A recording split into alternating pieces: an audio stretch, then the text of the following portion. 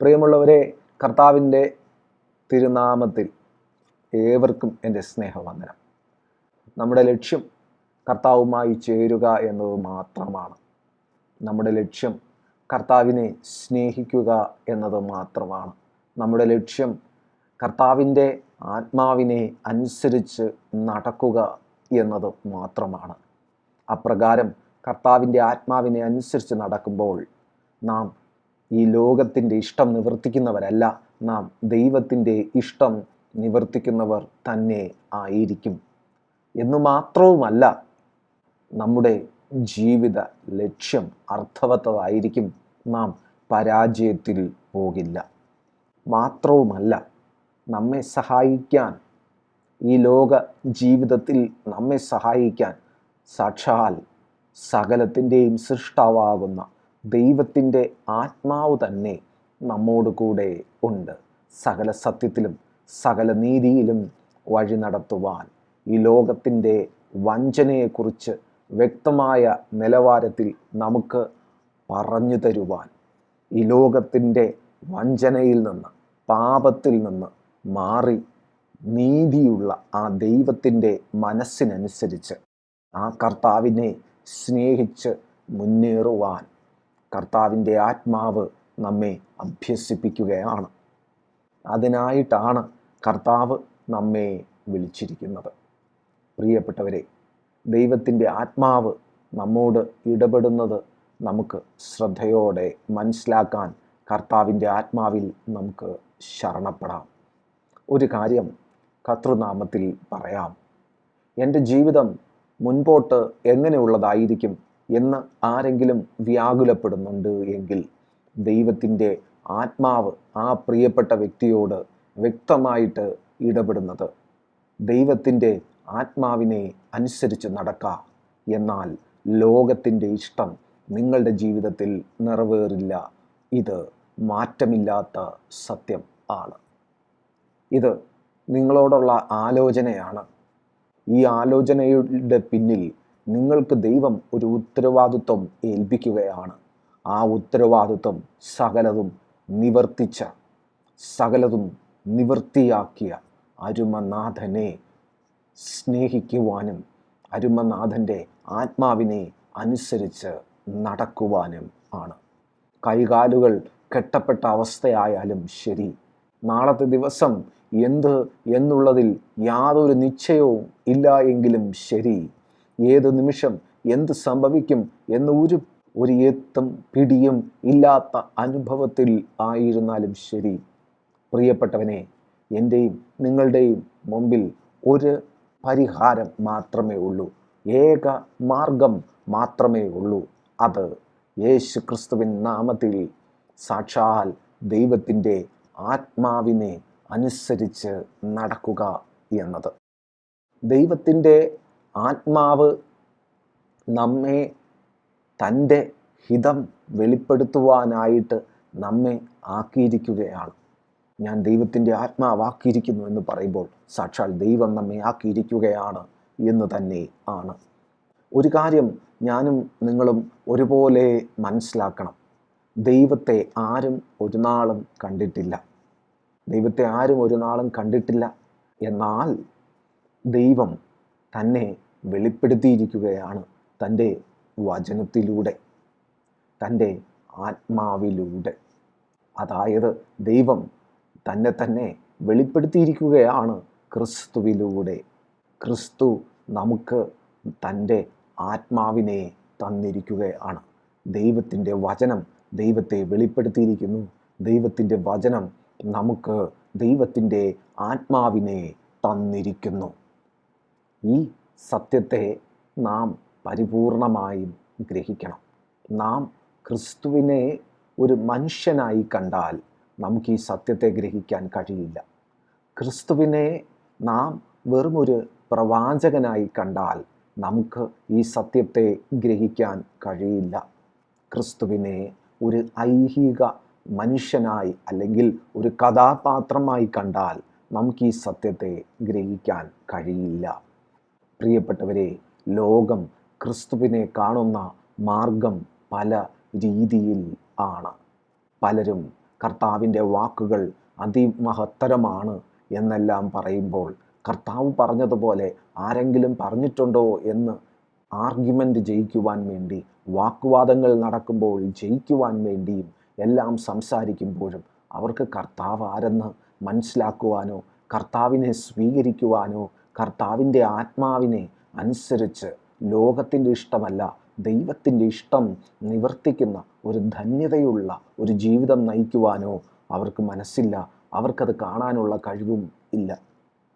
എന്നാൽ കർത്താവിൻ്റെ ആത്മാവ് നമുക്ക് അതിനൊരവസരത്തെ തന്നിരിക്കുകയാണ്. കർത്താവ് നമ്മോട് ദയ കാണിച്ചിരിക്കുകയാണ്. കർത്താവിൻ്റെ സാന്നിധ്യം ഇന്ന് നമ്മുടെ മധ്യേ ഉണ്ട്. ഈ നാളുകളിൽ എൻ്റെ ഹൃദയത്തിൽ ദൈവത്തിൻ്റെ ആത്മാവ് തരുന്ന സന്ദേശമെന്ന് പറയുന്നത് ദൈവത്തിൻ്റെ ആത്മാവിനെ അനുസരിച്ച് നടപ്പിൻ എന്നാണ്. നമ്മുടെ ദൈനംദിന ജീവിതത്തിൽ, in our practical life, if you want to succeed, you need to seek the help of the Holy Spirit and you need to obey the Holy Spirit.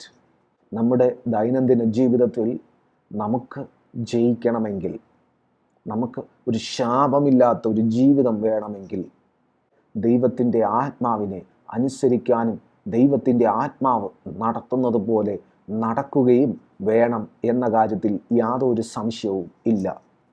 ആരെങ്കിലും നിങ്ങളുടെ ജീവിതം ശാപപൂർണമാണ്, അല്ലെങ്കിൽ ആരെങ്കിലും നിങ്ങളുടെ ജീവിതത്തിൽ ഇവിടെ പൈശാചികമായ സാന്നിധ്യമുണ്ട്, അല്ലെങ്കിൽ എന്തോ ഒരു തടസ്സം, അല്ലെങ്കിൽ എന്തോ ഒരു ശക്തി എന്നെ അലട്ടുന്നുണ്ട് എന്നെല്ലാം ആരെങ്കിലും ചിന്തിക്കുന്നുണ്ട് എങ്കിൽ എനിക്ക് നിങ്ങളോട് പറയുവാനുള്ളത്, ഭയപ്പെടേണ്ട, കർത്താവ് നിങ്ങളോട് കൂടെ ഉണ്ട്. അത് കർത്താവിൻ്റെ നിത്യമായ വാഗ്ദത്തമാണ്. എന്നേക്കും കർത്താവ് നമ്മോട് കൂടെ ഉണ്ട്. ആ കാര്യത്തിൽ യാതൊരു മാറ്റവും ഇല്ല. ഒന്ന്. രണ്ടാമത്തെ കാര്യം, താങ്കൾ എത്ര ശാപത്തിന് കീഴിലും ആയിക്കൊള്ളട്ടെ, ഒരു കാര്യം ഞാൻ വ്യക്തമാക്കി പറയാം. അത് പറയുമ്പോൾ തന്നെ ഒരാൾ കർത്താവിനെ സ്വീകരിച്ചു കഴിഞ്ഞാൽ ആ വ്യക്തിയിൽ ശാപം ഇല്ല. പക്ഷേ അങ്ങനെ പറയുമ്പോഴും പലർക്കും അത് അംഗീകരിക്കാൻ ബുദ്ധിമുട്ടാണ്. അവരുടെ ചിന്ത, അവരുടെ മാനസിക നിലവാരം അത് അവരെ അംഗീകരിക്കാൻ അനുവദിക്കുന്നതല്ല. അവരുടെ ചിന്ത അവരുടെ പുറകെ പിശാചുണ്ട് എന്നാണ്. അവരുടെ ചിന്ത അവരുടെ പിറകെ ഈ ലോകത്തിൻ്റെ അധിപതികൾ ഉണ്ട് എന്നാണ്. അവരുടെ ചിന്ത അവരെ അങ്ങോട്ടും ഇങ്ങോട്ടും വിടാതെ ദുഷ്ടനായവൻ പിന്തുടരുന്നുണ്ട് എന്നാണ്. എന്നാൽ നിങ്ങളുടെ കാഴ്ച ശരിയല്ല എന്നതാണ് പരമാർത്ഥമായ സത്യം. നിങ്ങൾക്ക് കർത്താവിനെ മാത്രം കാണാൻ കഴിയുന്നില്ല. നിങ്ങൾ കർത്താവിനെ നോക്കുന്ന സമയത്തും നിങ്ങൾ മറ്റ് പലതിലും നോക്കുകയാണ്. ഈ ലോകത്തിൻ്റെ അധിപതിയെ നോക്കുകയാണ്, നിങ്ങൾക്ക് എതിരെ സംസാരിക്കുന്നവരെ നോക്കുകയാണ്, നിങ്ങളുടെ സാഹചര്യത്തെ നോക്കുകയാണ്.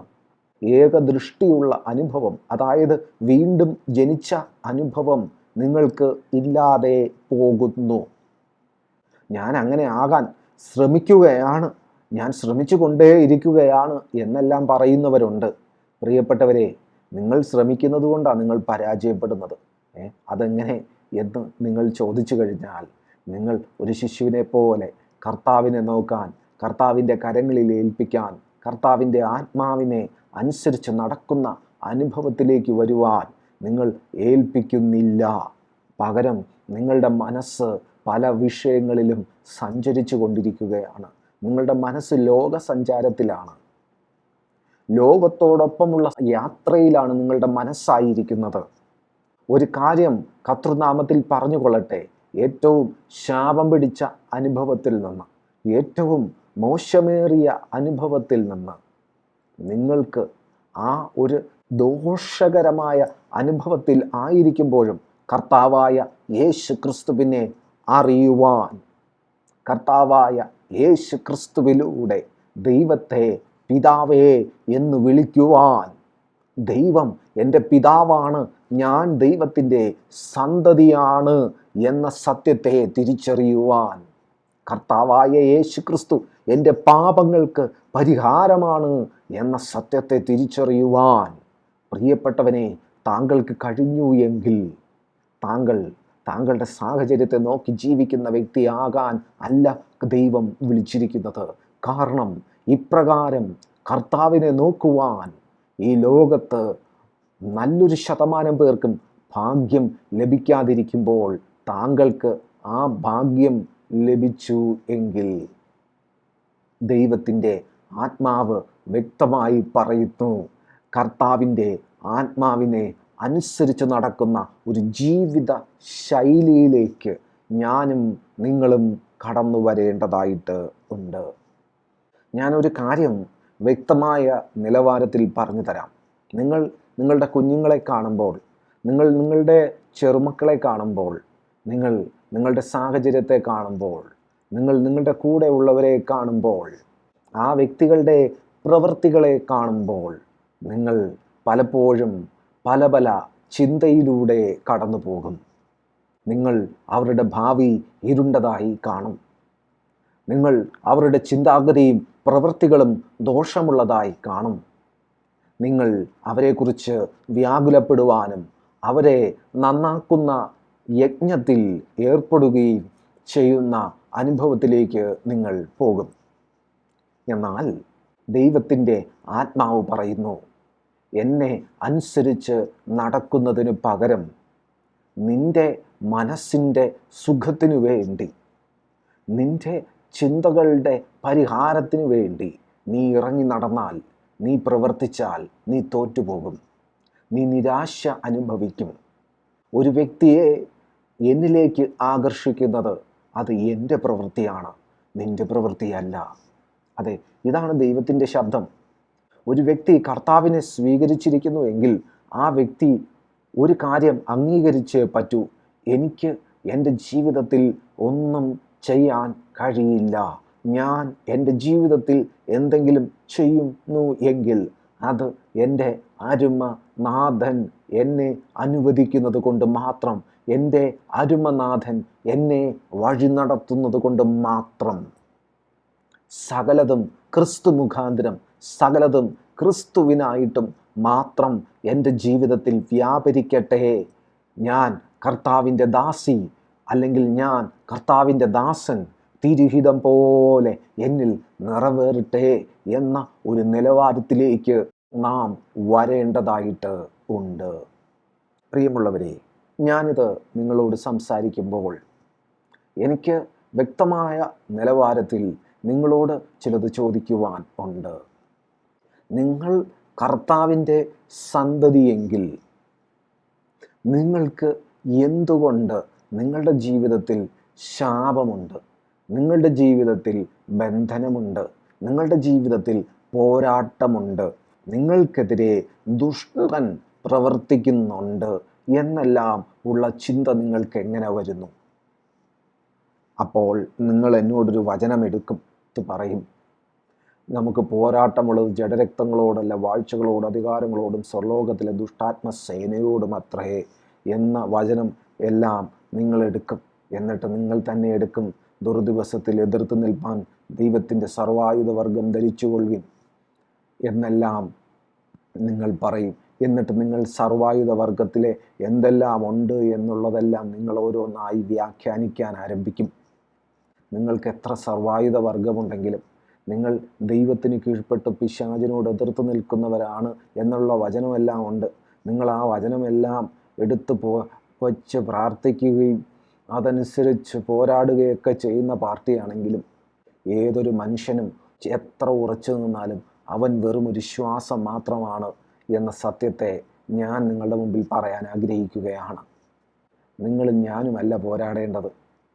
നിങ്ങളുടെയും എൻ്റെയും എത്ര വലിയ രക്ഷയുടെ ശിരസ്ത്രമായാലും, വിശ്വാസമെന്ന എത്ര വലിയ പരിചയം എടുത്താലും, ദൈവവചനമെന്ന വാളെടുത്താലും, പ്രിയപ്പെട്ടവനെ, എല്ലാത്തിൻ്റെയും ആധാരം എന്ന് പറയുന്നത് യേശുക്രിസ്തുവിന് മഹത്വം. ഇതെല്ലാം നമുക്ക് മനസ്സിലാകാൻ വേണ്ടി എഴുതിയിരിക്കുന്ന കാര്യങ്ങളാണ്. എന്നാൽ ഒരു കാര്യം കർത്തൃനാമത്തിൽ ഞാൻ വ്യക്തമായിട്ട് പറയാം, കർത്താവിൻ്റെ ആത്മാവ് എന്നോടും നിങ്ങളോടും പറയുന്നത് എന്നെ അനുസരിപ്പിൻ, അല്ലെങ്കിൽ എന്നിൽ വസിപ്പിൻ, എന്നിൽ വസിച്ച് എൻ്റെ ഫലം കായ്പിൻ. ഒരു വ്യക്തി ക്രിസ്തുവിലാണ് വസിക്കുന്നതെങ്കിൽ ആ വ്യക്തി ക്രിസ്തുവിൻ്റെ ഉള്ളിലാണ് വസിക്കുന്നത്. അവിടെ ദുഷ്ടനായവന് ആ വ്യക്തിയെ തൊടാൻ പറ്റില്ല. ഏതെങ്കിലും തരത്തിൽ ശരീരത്തിനോ സാഹചര്യത്തിനോ എന്തെങ്കിലുമൊക്കെ ബുദ്ധിമുട്ടുണ്ട് എന്ന് കരുതി അതൊന്നും ദുഷ്ടം തൊടുന്നതായിട്ടൊന്നും കാണാനൊന്നും പോകരുത്. ക്രിസ്തുവിൽ വസിക്കുന്ന നമുക്ക് നമ്മുടെ സാഹചര്യത്തിൽ എന്ത് സംഭവിച്ചാലും കർത്താവായ യേശു ക്രിസ്തുവിനെ അനുസരിക്കുന്ന നമുക്ക്, കർത്താവായ യേശു ക്രിസ്തുവിൻ്റെ ആത്മാവ് കാണിച്ചു തരുന്ന സത്യത്തിലും കാണിച്ചു തരുന്ന നീതിയിലും വഴി നടത്തുന്ന നമുക്ക് സകലതും നന്മയ്ക്കായി കൂടി വ്യാപരിക്കും. എനിക്ക് ഒരു രോഗം വന്നാൽ, എനിക്കൊരു തടസ്സം വന്നാൽ, എനിക്ക് ഏത് സാഹചര്യം വന്നാലും എൻ്റെ ദൈവം അത് നന്മയ്ക്കായിട്ട് മാറ്റും. എൻ്റെ ജീവിതത്തിൽ ഞാൻ ശ്രദ്ധിച്ചിട്ടുള്ളൊരു കാര്യമാണ്. എനിക്കത് അത്ഭുതമാണ്. പക്ഷേ എനിക്കിന്ന് അതൊരു വിഷയവുമല്ല. എന്താ എന്ന് വെച്ച് കഴിഞ്ഞാൽ എൻ്റെ ജീവിതത്തിലെല്ലാം വളരെ വൈകിയാണ് നടക്കാറുള്ളത്. ഞാൻ പലപ്പോഴും ആലോചിക്കാറുണ്ട്, കർത്താവേ, സമയം പോയിക്കൊണ്ടിരിക്കുന്നു, ഇനി ആയുസ് എത്രയെന്നറിയില്ല, ഇങ്ങനെ വൈകിയാൽ എങ്ങനെ? പക്ഷേ ഓരോ കാര്യങ്ങളും വൈകും തോറും എനിക്ക് അതിൻ്റെ പിന്നിലുള്ള ചിന്ത എന്നിൽ വർദ്ധിക്കുമ്പോഴും എൻ്റെ വ്യാകുലത വർദ്ധിക്കുമ്പോഴും ഒരു കാര്യം എനിക്ക് മനസ്സിലായി. എന്നാണോ എൻ്റെ ചിന്തയും എൻ്റെ വ്യാകുലതയെല്ലാം അവസാനിപ്പിച്ച് ഒരു കുഞ്ഞ് മുലകുടി മാറിയ പൈതൽ ഒരു അമ്മയുടെ മടിയിൽ വിശ്രമിക്കുന്ന നിലവാരത്തിൽ ഞാൻ ദൈവത്തിൽ ആശ്രയിക്കുന്നത്, അത് വൈകിയാലും സാരമില്ല കർത്താവേ, കിട്ടിയില്ലേലും സാരമില്ല കർത്താവേ, എനിക്ക് അങ്ങ് മതി, അങ്ങ് മതി, അങ്ങ് മതി, അങ്ങയെ മാത്രം നോക്കാം, ഞാൻ അങ്ങയെ സ്നേഹിച്ചോളാം, എനിക്കത് വിഷയമല്ല, എനിക്കത് വിഷയമല്ല, എനിക്കത് വിഷയമല്ല. ലോകപ്രകാരം എനിക്കത് വലിയൊരു ആവശ്യമാണ്, എനിക്കത് വലിയൊരു ആവശ്യം തന്നെയാണ്, അതില്ലെങ്കിൽ നടക്കില്ല, അത് സത്യമാണ്.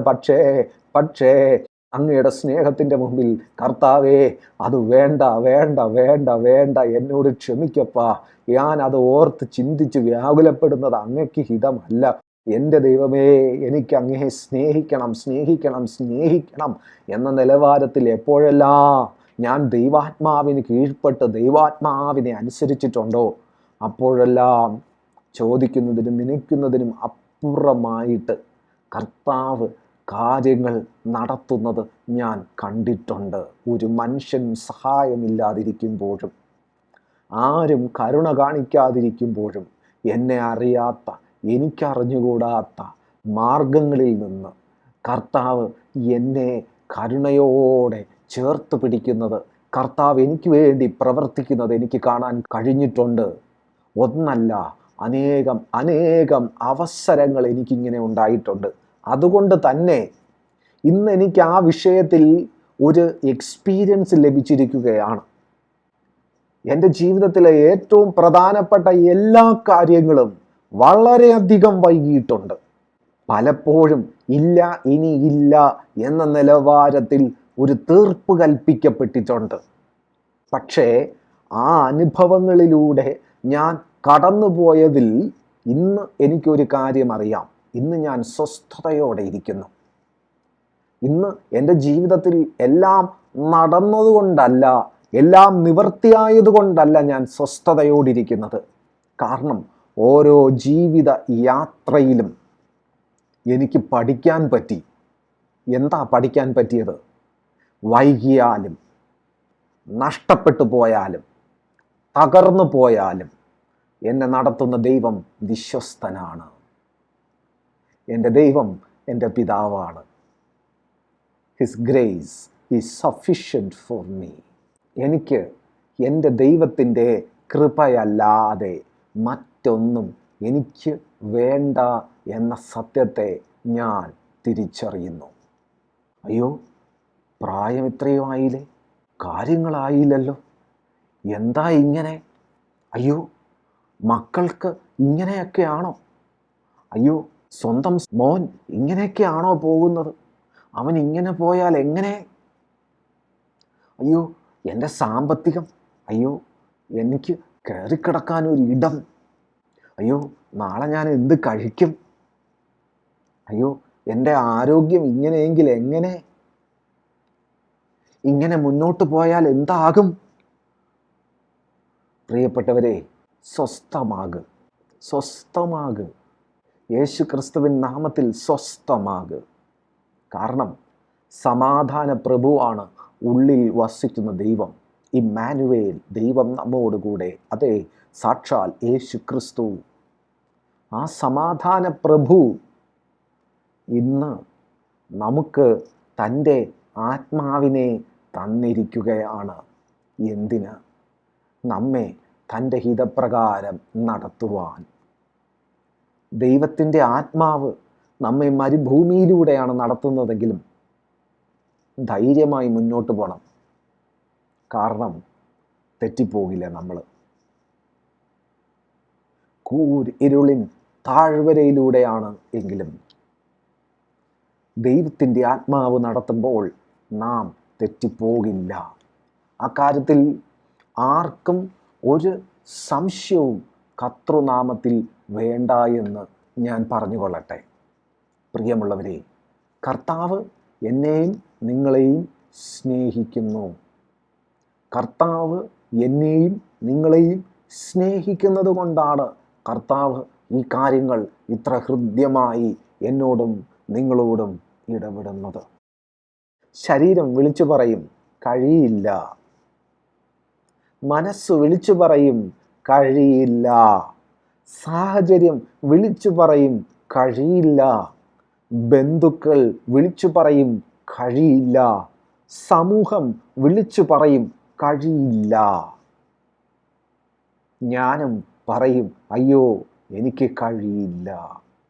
എന്നാൽ എനിക്ക് കഴിയില്ല എന്ന സത്യത്തെ അംഗീകരിച്ചുകൊണ്ട് എനിക്കിനി മുന്നോട്ട് പോകേണ്ട മാർഗം അല്ലെങ്കിൽ വഴി എന്തെന്ന് അറിയാതിരിക്കുമ്പോൾ എന്നെ നടത്തുന്ന എൻ്റെ ദൈവത്തിൻ്റെ ആത്മാവിനെ ഞാൻ ഇന്ന് ജനിച്ചൊരു ശിശുവിനെ പോലെ പരിപൂർണമായും എൻ്റെ ബുദ്ധി കൊണ്ട് ചിന്തിക്കാതെ ദൈവം ചിന്തിക്കുന്ന നിലവാരത്തിൽ നടക്കുവാൻ ഞാൻ എന്നെ തന്നെ ഏൽപ്പിച്ചാൽ ഞാൻ കഴിയില്ല എന്ന് വിചാരിച്ച അനുഭവങ്ങൾ ഏത് സാഹചര്യമായാലും എൻ്റെ ദൈവം എൻ്റെ ദൈവത്തിൻ്റെ ഇഷ്ടപ്രകാരം എൻ്റെ ദൈവത്തിൻ്റെ നിലവാരത്തിൽ സാധിപ്പിച്ച് തരും. ദൈവം നമ്മുടെ ജീവിതത്തിൽ ചില പ്രവർത്തികൾ ചെയ്യുമ്പോൾ ഓർക്കുക, നമ്മെ നിത്യജീവനിലേക്കുള്ള യാത്രയിൽ അത് സഹായിക്കും.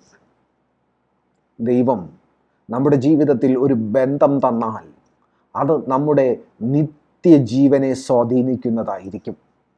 ദൈവം നമ്മുടെ ജീവിതത്തിൽ ഒരു അനുഗ്രഹം തന്നാൽ അത് നമ്മുടെ നിത്യജീവനെ സ്വാധീനിക്കുന്ന നിലവാരത്തിൽ ആയിരിക്കും. എത്ര പേർക്ക് ഞാൻ പറയുന്നത് കർത്താവിൻ്റെ ആത്മാവ് മനസ്സിലാക്കി തരുന്നുണ്ട്? എൻ്റെ പ്രാർത്ഥന നിങ്ങൾക്ക് ഈ സത്യം മനസ്സിലാകണം. നിങ്ങൾ സ്വസ്ഥതയോടെ ജീവിക്കണം. കൈയും കാലും കെട്ടപ്പെട്ടാലും നിങ്ങൾ കർത്താവിൽ സന്തോഷിക്കണം. ചുറ്റുമുള്ളത് എല്ലാം അപഹരിക്കപ്പെട്ടാലും നിങ്ങൾ കർത്താവിൽ സന്തോഷിക്കണം. ഞാൻ ഒരു കാര്യം കർത്തൃനാമത്തിൽ ദൈവമക്കളെ നിങ്ങളോട് പറഞ്ഞുകൊള്ളട്ടെ. നിങ്ങൾക്ക് സന്തോഷിക്കാൻ കഴിയില്ലായിരിക്കാം. അയ്യോ ഇതൊക്കെ എങ്ങനെ എന്ന ചിന്ത വന്നേക്കാം.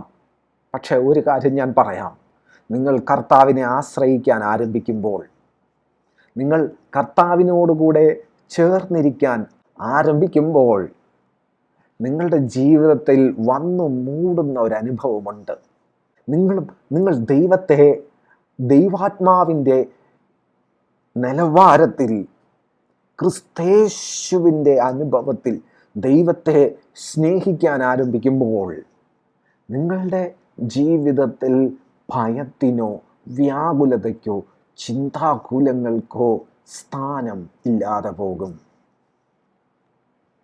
ആരെങ്കിലും വഞ്ചിച്ചോ നിങ്ങളെ അത് ദോഷമായി ബാധിക്കില്ല.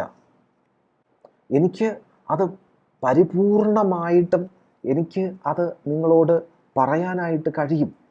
കാരണം എന്താണെന്ന് വെച്ചാൽ എനിക്ക് അനുഭവമുള്ള കാര്യങ്ങളാണ് ഞാൻ ഇന്ന് നിങ്ങളോട് സംസാരിക്കുന്നത്. ഞാൻ അനുഭവിക്കുന്ന സത്യം. അല്ലെങ്കിൽ എനിക്ക് ഏതെങ്കിലും ഒരു പുസ്തകം വായിച്ചിട്ട് നിങ്ങളെ ഒന്ന് മോട്ടിവേറ്റ് ചെയ്യാം, നിങ്ങളോട് എനിക്ക് നിങ്ങളെ ഒന്ന് ഹൈയിലേക്ക് ഒന്ന് കൊണ്ടുപോകാൻ, നിങ്ങളെ ഒന്ന് ഉയർത്തിപ്പിടിക്കാൻ കുറച്ച് കാര്യങ്ങളൊക്കെ നിങ്ങളോടൊക്കെ ഒന്ന് സംസാരിക്കാം. പക്ഷെ അല്ല, ഞാൻ എൻ്റെ ജീവിതത്തിൽ അനുഭവിക്കുന്ന സത്യത്തെ ഞാൻ നിങ്ങളോട് സംസാരിക്കുകയാണ്. ഞാൻ എൻ്റെ അനുഭവത്തിൽ ഞാൻ അനുഭവിക്കുന്ന സത്യമാണ് ഞാൻ നിങ്ങളോട് സംസാരിക്കുന്നത്. പ്രിയപ്പെട്ടവരെ, ഏത് സാഹചര്യത്തിലും ആർക്കെല്ലാം ദൈവാത്മാവിനെ അനുസരിക്കണമെന്നൊരു ആഗ്രഹം ഉള്ളിൽ വരുന്നുണ്ടോ, അവരുടെ ഉള്ളിലെല്ലാം ദൈവസ്നേഹം വർദ്ധിക്കും.